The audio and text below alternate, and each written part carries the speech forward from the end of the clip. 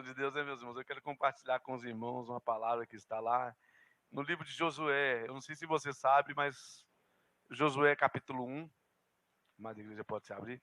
Mas Josué é o livro da conquista, né? Conquista aqui basicamente vai falar sobre as conquistas das terras, até o capítulo 13, mais ou menos ali. E depois ele vai falar sobre as divisões da terra, do que o povo ali conquistou, né? Eu sei que você é aquela pessoa que quer conquistar. Não é? Quantos aqui querem conquistar? Eu quero ser um conquistador. Eu quero ser um conquistador de almas. A palavra fala que quem conquistar almas, ganha almas é sábios, amém? Né? Eu quero ser um conquistador também financeiramente para abençoar o reino. Eu não penso em ser rico só para me desfrutar, não. Eu penso em ser rico para abençoar. Né? A Bíblia fala para ter, para repartir com aquele que não tem, né? Para abençoar a obra de Deus. E então é muito bom conquistar. E esse livro aqui, o livro de Josué, na verdade, se você observar, ele é um livro que fala sobre conquistas. E eu quero começar dizendo uma frase que eu não sei se ela é minha ou se ela é de algum jogador. E essa frase é até uma frase muito bonita. Na verdade, eu crio várias frases, né? E essa frase, na hora que fui montar essa pregação, essa frase ela me veio muito forte na memória. E eu creio que Deus ele quer que você guarde bem essa frase. Porque, na verdade, a pregação ela vai estar em torno dessa frase também, né? Os troféus da vida, eles não representam somente as tuas vitórias. Porque a gente viu a pessoa que ganhou medalha de ouro, um troféu, né? É porque aquela pessoa venceu aquela competição, não é assim? Mas só que a verdade é que aquele troféu, se nós observarmos, na verdade, aquele troféu, ele não representa somente aquela vitória. Mas aquele troféu também, ele representa as derrotas que aquele competidor ali ele já teve. Sabe por que ele representa as derrotas também, não só as vitórias? Porque se quando ele foi derrotado, quando ele não ganhou, se ele tivesse desistido, eu não consigo mesmo, não tem jeito para mim. Se ele parasse, ele não chegaria àquela vitória. Mas ele só chegou àquela vitória pelas derrotas que ele teve, mas quando ele sofreu aquelas derrotas ali, ele não desistiu. Mas ele decidiu continuar caminhando. A não parar. A prosseguir em frente. E até chegar o dia da tua vitória. Eu creio que na vida espiritual também você está lutando. Talvez você lute contra algum pecado. E talvez aquilo é tão forte para você, tão difícil. Né? Você às vezes se vê derrotado ali.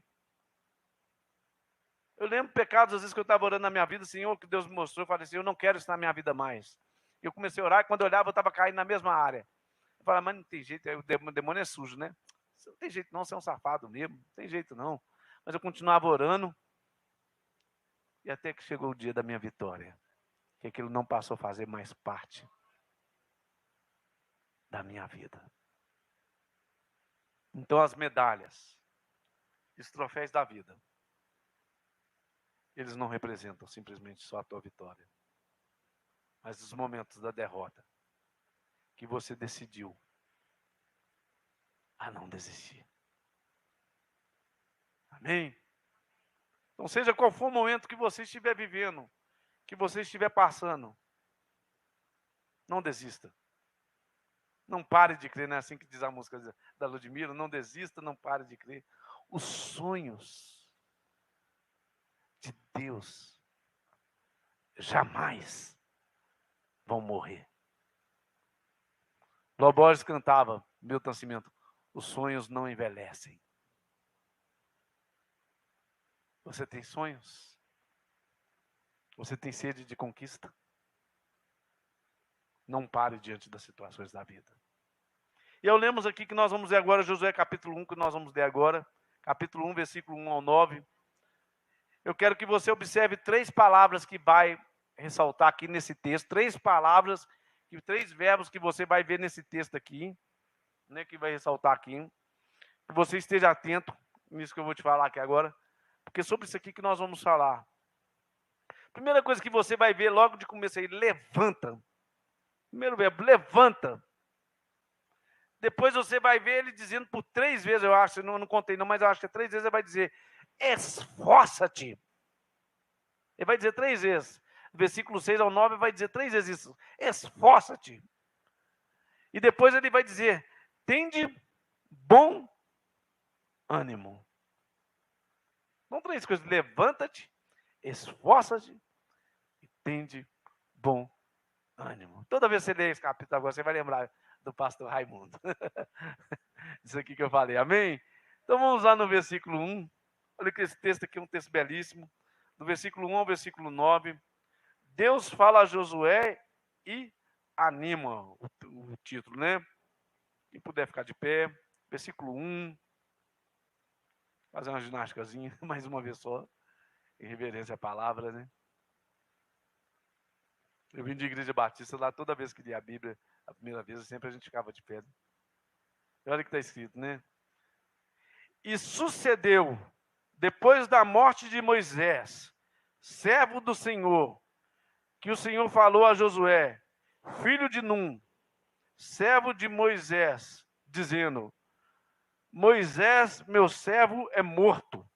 Levanta-te, pois agora passa este Jordão, tu e todo este povo, a terra que eu dou aos filhos de Israel. Todo lugar que pisar a planta dos vossos pés, vos tenho dado, como eu disse a Moisés. Desde o deserto e desde até este Líbano, até ao grande rio, o rio Eufrates, toda a terra dos heteus e até o grande mar, para o poente do sol, será o vosso termo. Ninguém se susterá diante de ti todos os dias da tua vida.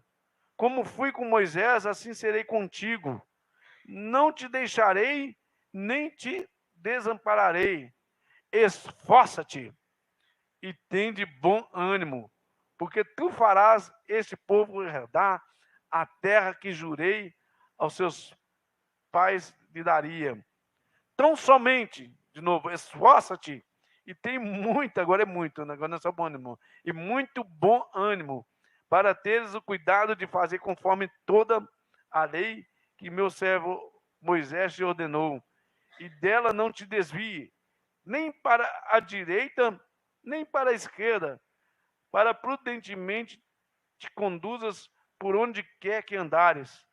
Não se aparte da tua boca o livro desta lei, antes medita nele dia e noite, para que tenhas cuidado de fazer conforme tudo quanto nele está escrito.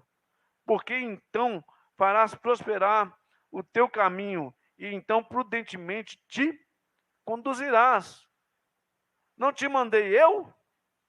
Deus perguntando. Esforça-te e tem bom ânimo. Não pasme, nem te espante, porque o Senhor teu Deus é contigo por onde quer que andares. Amém? Tremendo, né? A amada igreja pode se sentar.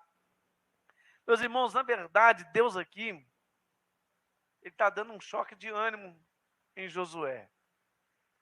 Porque a situação aqui não é fácil que Josué herdou, não. Você sabe quem que Josué simplesmente ia representar? O maior homem que teve no Velho Testamento ali. Que andou com Deus e que viu Deus face a face. O homem que conduziu o povo pelo deserto, mais de 5 milhões de pessoas pelo deserto ali, conduziu durante 40 anos. E não só na jornada no deserto, mas em toda a história de Israel, Moisés ele foi tido como uma grande representação espiritual. Só que agora, Moisés, ele estava morto, ele tinha morrido, né? Aquele que talvez ali dava segurança ao povo, aquele que trazia direção para o povo ali. E Josué, ele vai assumir o lugar desse homem. É como se eu te pegasse, você acha que ser presidente é fácil? Mas é como eu te pegasse aqui agora e falar, agora você é o presidente. E lá na enchente do Rio Grande do Sul, hein? Roubo, às vezes, ali, e vai passar por CPIs, e tanta coisa difíceis que acontece, pandemias. De repente, você se tornasse o representante do povo. Porque Josué ali, ele estava agora assumindo o lugar de Moisés, ele estava tornando o representante daquele povo ali, e mais ainda, e talvez numa fase mais difícil ainda. Talvez até por isso que Deus havia levado Moisés já estava velho, precisava de sangue novo, alguém que tivesse força para conquistar, alguém que fosse adiante mesmo, alguém que pudesse animar o povo, botar o povo para frente. Só que esse que estava para colocar o povo para frente aqui, parece que ele estava prostrado. Porque se Deus manda ele levantar, quem que a gente manda levantar? É quem está prostrado, é quem está sentado. E era natural se a gente começar a pensar, eu começar a conjecturar, não estou falando que o texto diz não, mas na minha mente eu começar a pensar que Josué realmente tivesse ali prostrado e sentado, e agora? Nosso representante morreu. Aquele que conduzia o povo, aquele que o povo olhava para ele, que seguia, esse agora ele morreu. E agora o que nós vamos fazer? Nós passamos 40 anos no deserto, é claro que Josué era um homem de fé, porque se ele não fosse de fé, ele não suportaria. Nós passamos 40 anos, Deus ele tem uma promessa para mim e para você, ele tem uma promessa para nós, ele tinha uma promessa para aquele povo ali, e Josué sabia muito bem que Deus ele tinha uma promessa que eles iam herdar aquela terra ali, mas só que para herdar aquela terra tinha duas coisas, tinha obstáculos, tinha um rio ali diante deles, que nós vamos aqui. Esse rio, nessa época que ele estava em cheia, porque Josué 3, capítulo 3, vai falar que esse rio estava bem cheio. E esse rio cheio, meus irmãos, ele chegava a 30 metros de largura e 30 metros de profundidade. E quem ia passar por esse rio não era só Josué, porque talvez ele era bom nadador. O rio está nadando, eu saio aqui na correnteza, eu saio lá embaixo, mas eu saio. Não, mas não era ele sozinho que ia passar. Ia passar junto com Josué, crianças, velhos, animais, todo mundo ali ia passar por aquele rio ali.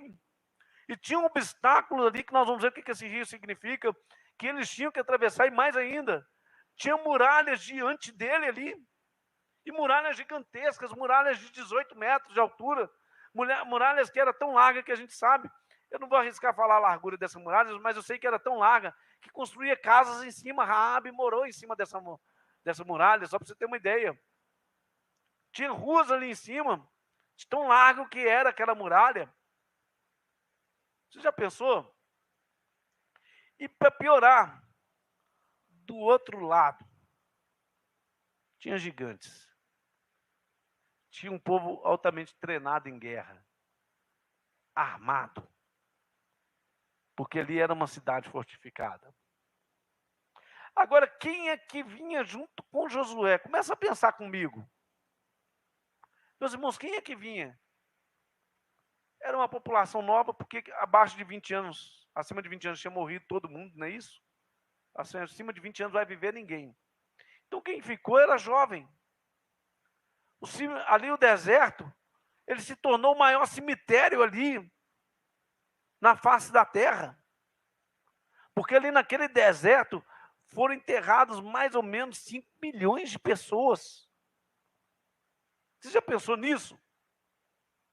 Aqueles que saíram do Egito para herdar a terra, ficaram no meio do caminho, ficaram no deserto, porque não quiseram crer na promessa de Deus. Quando Josué e Caleb foram lá e buscou aquele cacho de uva, e eles falaram, tem gigantes lá, 10 vieram, 10 espíritos falaram, tem gigante, e conseguiu trazer incredulidade no coração do povo, porque a incredulidade é assim mesmo. Se você ficar perto de gente que não tem fé, se você não tomar cuidado, daqui a pouco você está negativo igual aquela pessoa.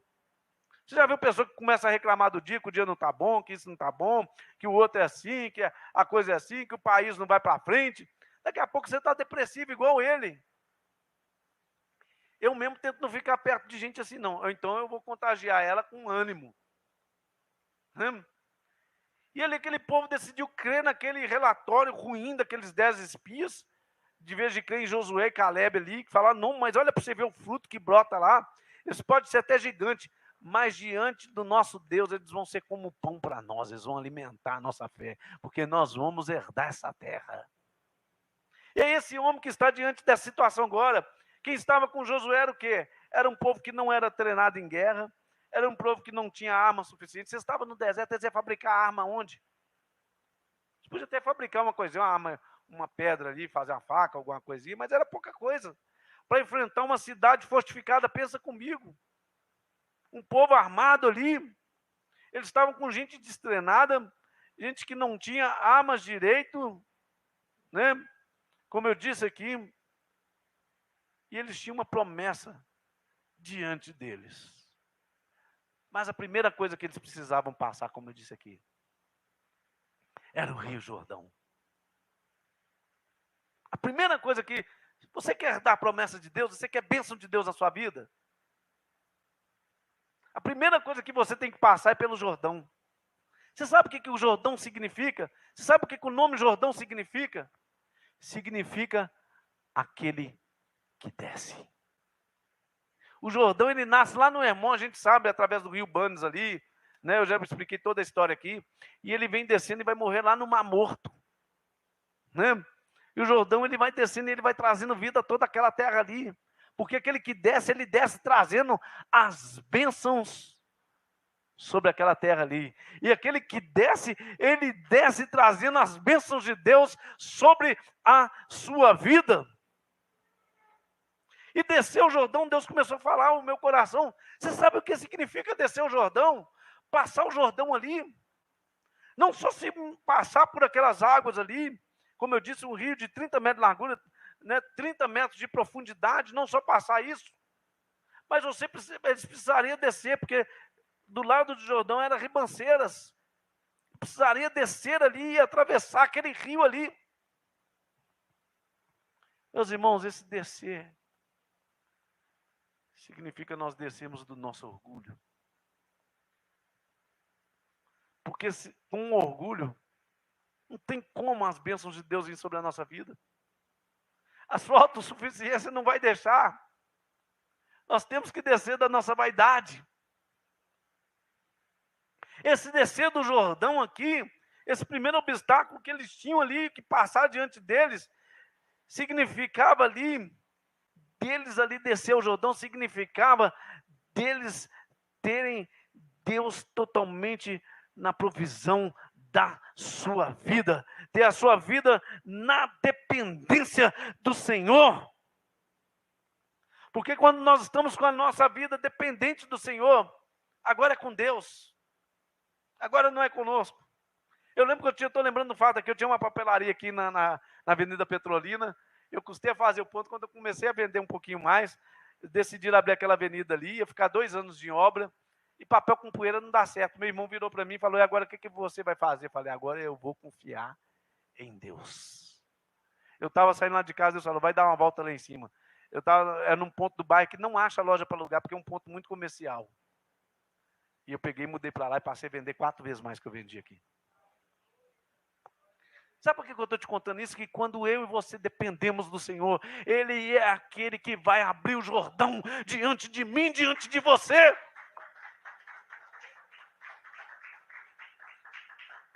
Eu sei que não é fácil descer o Jordão, porque você descer o Jordão e você deixar de confiar em você mesmo. E não é fácil deixar de confiar, não. Você viu que a gente é muito assim, deixa comigo, eu mato no peito, eu faço o gol mesmo. Então é muito fácil, quem dirige sabe disso, quando você está dirigindo, você sente seguro. Agora põe você num banco de carona para você ver. Segura no misericórdia, né? Estica a perna, ai, achei que ia bater. Não é assim? Não sossega, né? Porque a gente confia demais em nós mesmos. Meus irmãos, humanamente era impossível deles herdar, por isso que eu estou te descrevendo isso aqui. Era impossível deles herdar naquela terra ali. Não tinha jeito para eles, não. Eles iam brigar com o inimigo daqueles. Como que eles iam brigar? Com cidade fortificada, com muro alto. Ali, um povo desamado. Mas você sabe a verdade? Quem estava tremendo de medo não era Josué, não. Quem estava temendo de medo era o povo que estava do outro lado da muralha, porque eles já tinham ouvido o que Deus tinha feito aos outros povos. E eu quero dizer para você que quando você desce, quando você depende, quando você tem a sua vida dependente de Deus, quem vai tremer não é você que vai tremer diante do diabo, não. Quem vai tremer diante de você é o diabo. Porque ele sabe em quem sua vida está confiada. Ele sabe que a sua vida está pautada nas promessas de Deus. E nós precisamos passar esse Jordão. Quero ressaltar isso aqui rápido para você. Olha, talvez as muralhas signifiquem as dificuldades, como eu estou te falando aqui. Mas quero dizer para você, não olhe as circunstâncias. Essa música antiga que nós cantávamos. Não olhe circunstâncias, não, não. Olhe o seu amor. Não me dei por vista. Alegre estou. Quem é mais velho na fé conhece. Essa vai ser muito velha essa música. Mas é muito bonita, né? Não olhe, meus irmãos. Você já viu como a gente tem mania de ficar olhando para situações, para circunstâncias? É mais fácil a gente acreditar no azar do que acreditar na vitória. É incrível, o ser humano já acredita no que vai dar errado, de vez de acreditar no certo. É o natural do ser humano, porque eles estão apoiados na sua força. Por isso que a Bíblia vai dizer que maldito é o homem que confia no seu próprio braço. Mas confia no Senhor, o teu caminho, e Ele te estabelecerá, está escrito lá em Provérbios. Por isso pode apresentar muralhas diante de você, pode apresentar gigantes diante de você, pode apresentar situações difíceis diante de você. Mas se o teu Deus vai à tua frente, não importa o que se apresente, porque Ele é aquele que abre o mar, Ele é aquele que abre o rio, e Ele é aquele que faz cair as muralhas e derrotar os teus inimigos diante de você. E diante disso, então, dessa situação toda que eu estou pintando para você, esse quadro aqui, Deus vai começar a dizer para Josué aqui: Josué, é hora de marchar. Não é hora de ficar sentado. Levanta-te. Moisés pode ter morrido, mas é você mesmo que eu estou levantando. Se você recebesse um chamado desse, hein? Talvez você ia dizer igual Jeremias, né? Eu sou uma criança. Não é assim? Fala, eu sou uma criança. Deus fala para ele assim: não diga eu sou uma criança. Hein? Não foi assim que Jeremias disse? Ou talvez você ia dizer igual, talvez, Gideão. Gideão falando: Deus, mas logo eu que vou libertar Israel aqui da mão dos filisteus? Olha para você ver, eu sou da menor tribo, né? Da tribo menor que existe, da menor casa que existe, a casa mais pobre, e ainda eu sou o mais pobre da minha família. Eu sou o menorzinho, não tem outro não. Aí Deus falou: não, é você mesmo, Gideão. Aí Gideão testa Deus, né? Cuidado com esse negócio de testar Deus, que depois é Ele que vai te testar, tá? A gente fala: estou botando Deus na parede, depois é Ele que vai te colocar. Então, ele testa, a gente sabe que ele foi testado 3 vezes, né? E talvez a gente se recebesse um chamado desse, a gente fala: mas não tem outro não. Só eu mesmo que sobrei.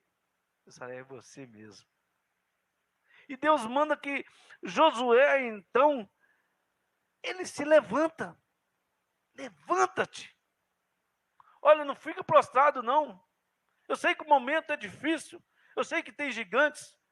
Mas a conquista está diante de você. Meus irmãos, Deus ele tem promessa para a nossa vida. Mas às vezes isso vai te custar joelhos no chão. Isso vai te custar momentos de oração. Isso vai te custar dias de jejum. De você estar jejuando, de você estar orando, de você estar buscando ali. Você quer ver a sua família salva? Você quer ver os seus parentes? Você crê nisso? Às vezes isso vai custar choro. Não é? Mas eu tenho certeza de uma coisa, olha, não importa se tem gigante, levanta-te. E esse levantar aqui, porque quantos param diante de uma situação, quantos param diante de uma frustração? Uma vez eu estava conversando com uma psicóloga, me falou, olha, a pessoa quando toma bomba, na época era segundo grau, né? Hoje nem sei se chama segundo grau, porque eles andam mudando o nome aí. No ensino médio, quando a pessoa toma uma bomba e é reprovado no último ano do ensino médio, às vezes nunca mais ela volta a estudar. Ela abandona os estudos, você acredita? No finalzinho, às vezes ela sofre uma derrota, ela é reprovada, ela para de estudar. Uma vez eu estava conversando com uma moça, ela não queria casar, porque o seu noivo havia deixado no altar. E quantos de nós, quando sofre alguma perda, sofre algo que acontece conosco ali, nós ficamos paralisados diante daquela situação. E às vezes começamos a medir tudo na nossa vida por aquela perda, por aquela frustração que nós tivemos ali, que nós passamos. Acontece isso ou não acontece? Você passa por algo ali e você se frustra, e é como se olhasse para trás, você já andou um longo caminho, mas você vai ter que voltar lá para o começo da fila. Meus irmãos, recomeçar não é fácil. É difícil. Porque talvez você passar para o mesmo lugar que você já passou. Começar é uma coisa. Você já reconstruiu uma casa? É muito mais difícil fazer uma reforma do que pegar a casa do zero e fazer. E na vida da gente, né, vocês estão mexendo com a reforma ali, sabe disso. Você mexe numa coisa, daqui a pouco descobre que o cano está furado, descobre que está vazando água lá no chão, aí está um buracão lá grandão, aí vai ter que fazer outra coisa, não é assim? Você vai mexer, a parede não aguenta, cai, racha, você tem que fazer outra parede. É assim, não é, meu irmão ali é pedreiro? E às vezes não é fácil, começar não é fácil, não. Mas eu quero dizer mais uma vez para você, os troféus da sua vida não representam só as tuas vitórias, mas representa cada momento que você teve a coragem de levantar. Talvez diante de um diagnóstico, né?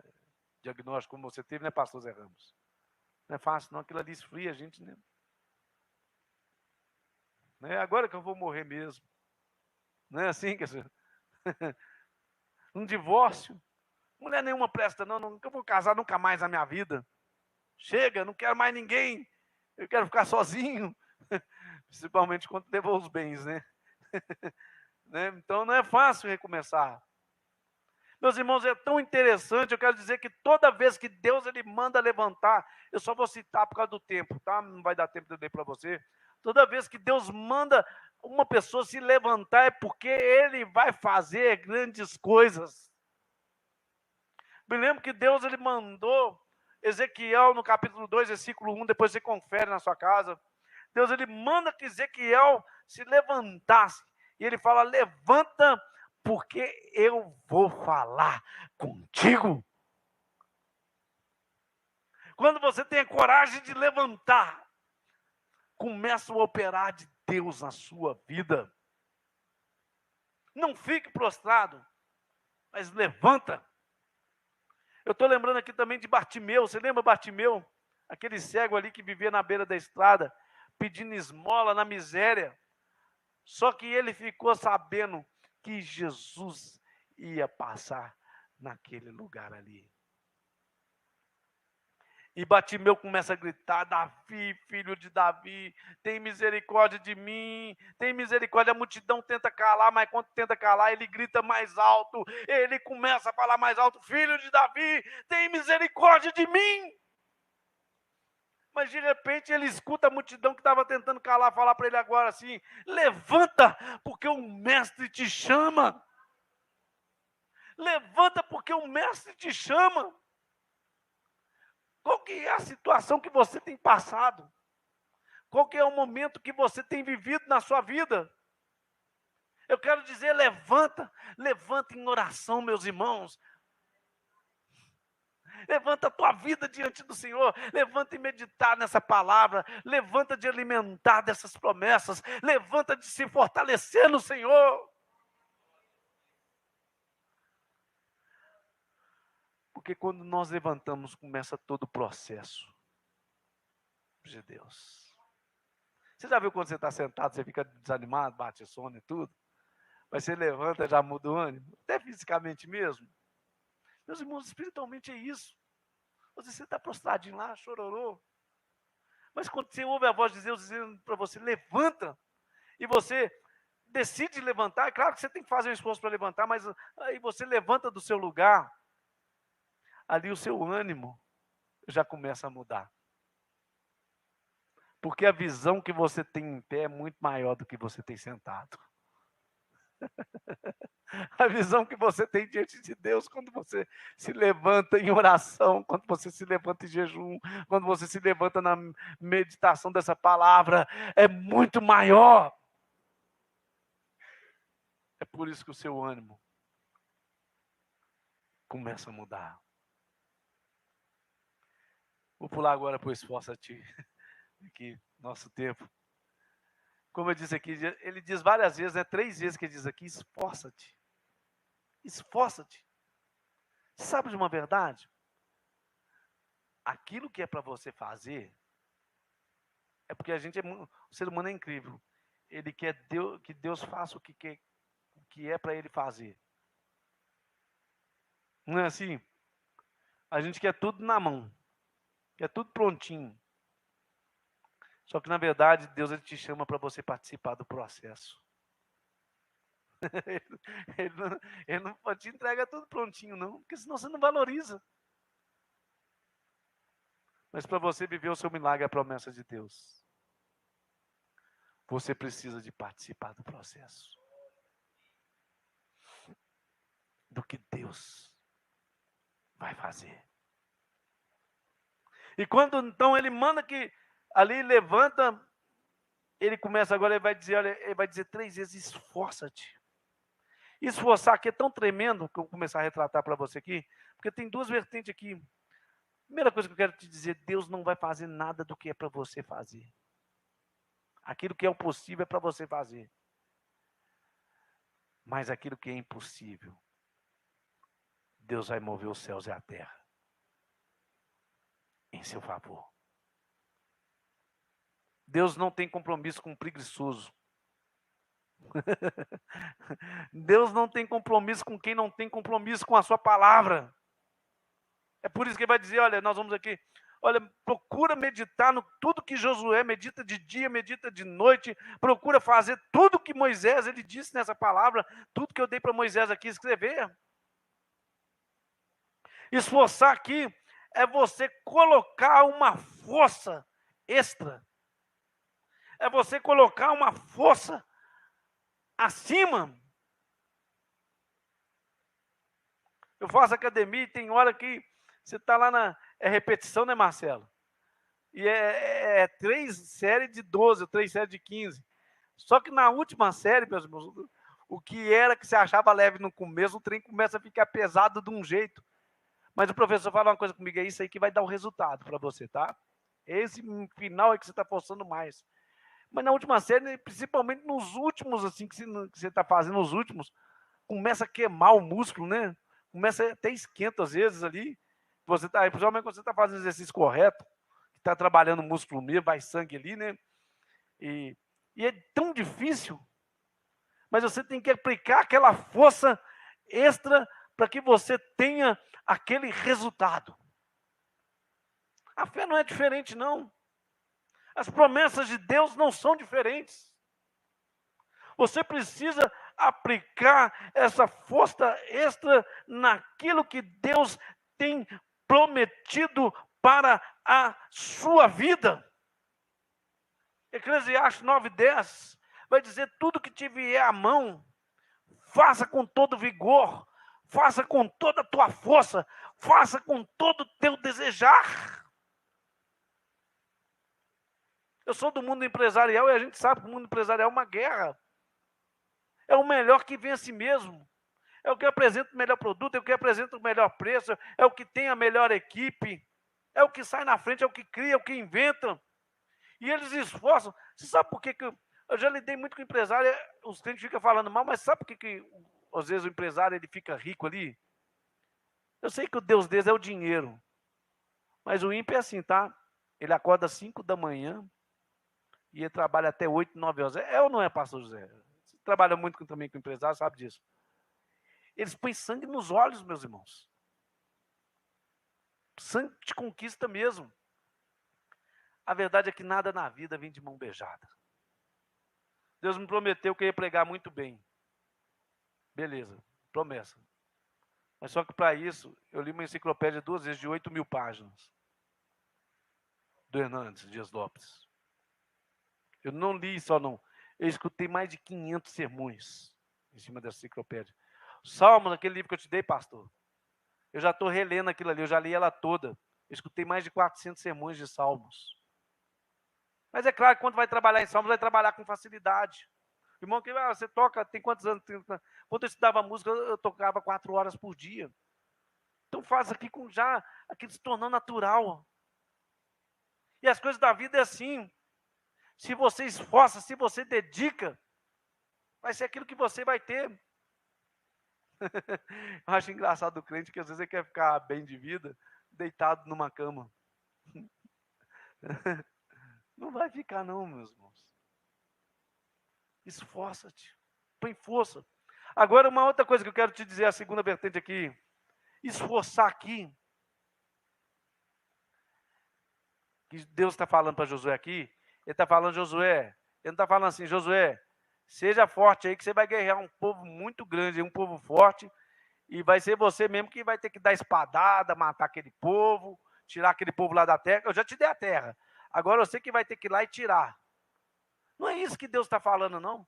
Porque como eu tratei aqui, era algo surreal, era algo assim, impossível deles, por eles mesmo, pela força deles conquistarem por eles mesmos. Mas quando Deus está falando aqui para Josué, esforça, eu vou traduzir isso para você aqui, ele está dizendo para Josué exatamente assim, Josué, esforça para estar diante de mim e viver essa palavra. Porque quando você está diante de mim e vive essa palavra, eu sou aquele que derruba os gigantes diante de você. Quando você coloca essa palavra em prática, Deus é aquele que vai derrubar as muralhas, Deus é aquele que vai abrir os rios, Deus é aquele que vai matar os gigantes diante de você. E esforçar, meus irmãos, é exatamente procurar viver dentro desta palavra. Porque o que a Bíblia diz? Se a minha palavra estiveres em vós e vós estiveres em mim, pede o que quiseres. É claro, se você está em Deus, você já vai orar segundo a vontade dele. Eu fui relojoeiro, os irmãos não sabem não, há algum tempo, e o relógio é interessante, porque tem uma roda ali, que é uma roda central, onde todas as rodas são ligadas naquela roda ali. Se aquela roda estragar, para o relógio mesmo. Porque é ela ali que vai subir no tambor de corda, pega na roda central, ele que vai subir nas forças e vai rodando as outras rodas e vai contar direitinho o tempo ali, sabe? É medida ali pela física ali e vai dar certinho, né? E essa palavra é essa roda central na nossa vida, meus irmãos. Porque quando a gente vive esta palavra, os princípios de Deus vão começar a acontecer na nossa vida. Quando você vive essa palavra. Porque tenha certeza de uma coisa. Quando você quebra um princípio, aquele princípio ele vai te quebrar. A Bíblia fala, vai ter com a formiga o preguiçoso. O preguiçoso, Provérbios diz que ele vai experimentar a pobreza. Vai quebrar ele mesmo, não tem jeito. O homem que mexe com a mulher, com a prostituta, a palavra fala que ele vai sair queimado, ele acaba com o casamento dele, ele acaba com tudo mesmo. Varre tudo da vida dele. A Bíblia fala que aqui que o que é dominado pelo álcool, pela bebida, ele vai ser motivo de escândalo, né? A gente vê isso aí. E quando você quebra os princípios, aquele princípio ele vai quebrar a sua vida. Não acha que você esconde nada de pastor, não. Porque a gente é assim. Você já viu que as pessoas, quando vão pecar, o carro do WhatsApp, ela sai olhando, parecendo crente 07, né? Olhando para cima, olhando de lado, para ver, deixa eu ver o que eu vou fazer de errado, se alguém não está me vendo aqui. Não é assim? Ela sai toda desconfiada. Né? Não é assim? Na verdade, quando a gente não devia sair olhando para o lado, não. Nós deveríamos olhar para o alto. Tem alguém me vendo. Porque quando você quebra princípios da palavra de Deus, aquele princípio vai quebrar a sua vida. Então esforça-te em viver essa palavra. E por último, o que eu quero dizer para você, tem de bom ânimo. Interessante, né? Interessante que sempre vai falar esforça-te, e depois vai dizer, tem de bom ânimo. Aí a segunda vez ele não vai falar para você ter só bom ânimo, não. Ele vai falar para você ter tem muito bom ânimo, munho, ele usa munho, né? Uma abreviada. Tenha muito bom ânimo, né? Porque você sabe o que é bom ânimo, meus irmãos? Ele vai ter que ser renovado todos os dias da sua vida. Porque você passa por uma dificuldade aqui, né? Mas amanhã você ainda vai acordar e vai continuar caminhando. E às vezes parece que nada aconteceu. E você vai ter que revestir de força de novo. E não é fácil, não, esse processo. Ele não é fácil. Talvez você vai dizer para você, mas puxa vida, eu estou acreditando em tanto tempo. Eu me lembro, eu orava pela minha casa ali, minha mãe demorou 10 anos a converter ali. Eu tomei uma tamancada na orelha e quase caiu minha orelha. Né? Porque eu ia na igreja, minha mãe não queria que eu fosse na igreja de jeito nenhum. Né? Mas foi um dia que a promessa de Deus começou a acontecer lá em casa. Meus irmãos, a palavra de Deus, ela não é em vão. Se ela diz, pode acreditar, porque ela vai cumprir exatamente o que ela diz. Você acha que foi fácil para Josué, na hora que ele viu aquele rio cheio? Depois Josué lá 3, do versículo 14 ao 17, você vai ver como que aquele rio estava cheio. Fala que estava na cheia. Você já viu um rio na cheia? Nós estamos vendo lá em Porto Alegre agora, né? Agora você já imaginou atravessar aquilo ali com animais, com gente, com tudo? E depois que ele atravessa, ele vê a muralha diante dele? Porque às vezes é assim, você vai ter que continuar caminhando. E ter bom ânimo é você encher o seu coração de esperança todos os dias. Provérbios 24, 10, o último versículo para você aqui. Se te mostrares frouxo, no dia da adversidade, a sua força Marcelo, será pouca, será pequena. Afrouxa a sua força para você ver.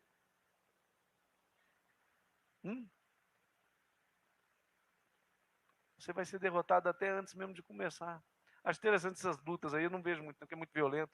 Essas lutas de MMA, às vezes o oponente já começa a intimidar o outro antes, você já viu? Para tentar interiormente já vencer ele interiormente. Porque se vencer aqui dentro, depois fica fácil. Mas quando um time ele entra acreditando, não é com orgulho, não. Ele entra respeitando outro time. Mas ele entra acreditando que ele pode vencer, ele vai ser um time que vai brigar de igual por igual. Por isso tem de bom ânimo, irmãos. Não pare diante das situações da vida. Não desista. Não pare de crer.